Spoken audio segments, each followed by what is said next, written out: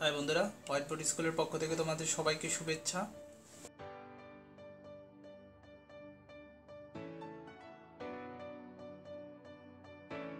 এখানে কতগুলো ত্রিভুজ আছে? ফার্স্ট হবে এখানে কয়টা ত্রিভুজ আছে। খুব ইজি জিনিস, এখানে কয়টা ত্রিভুজ আছে। প্রথম আমরা একটা ত্রিভুজ আঁকবো, অর্থাৎ ফার্স্ট হচ্ছে এটা, এখানে একটা ত্রিভুজ।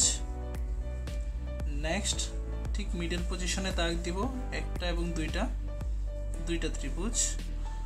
যখন আমরা এইভাবে দাগ দিব তখন এটা দুই ভাগে হয়ে গেল, অর্থাৎ দুইটা ত্রিভুজ। আবার যখন এটা দাগ দিব এরপরে হচ্ছে এই সম্পূর্ণ একটা হচ্ছে ত্রিভুজ, অর্থাৎ +1, তাহলে ইজিক্যাল টু 8, অর্থাৎ এটার ভিতরে 8টা ত্রিভুজ আছে।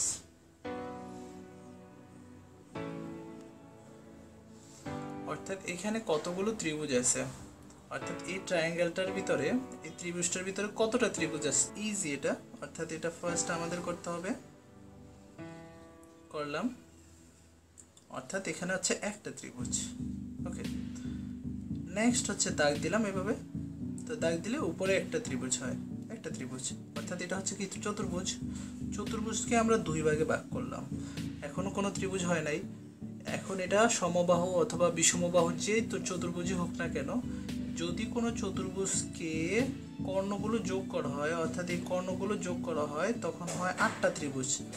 কারণ অর্থাৎ এটাতে আমরা কর্ণগুলো যোগ করলাম, তাহলে হয় 8টি ত্রিভুজ, অর্থাৎ 8। কিভাবে হয় আমি দেখাচ্ছি। যেমন একটা দুইটা ত্রিভুজ, এখানে দুইটা ত্রিভুজ, দুইটা। যখন এটা দাগ দিব তখন 1 2 3 4, অর্থাৎ 4টা ত্রিভুজ। আবার লেখা যায় যে এইটা একটা এবং এইটা একটা, অর্থাৎ আর দুইটা, অর্থাৎ যোগ করলে হয় কয়টা, যে 8টা ত্রিভুজ। একইভাবে এটা একটা চতুর্ভুজ, যখন এই চতুর্ভুজটাকে আমরা কর্ণগুলো যোগ করব তখন হয় কয়টা, 8টা ত্রিভুজ। ওকে,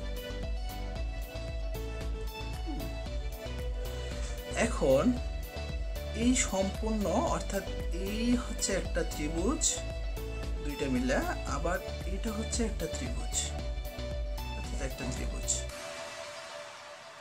ইজিক্যাল টু, অর্থাৎ তাহলে আমাদের দাঁড়াইলো কত, 8 16 এবং 20টি ত্রিভুজ, অর্থাৎ এটার ভিতরে 20টি ত্রিভুজ আছে।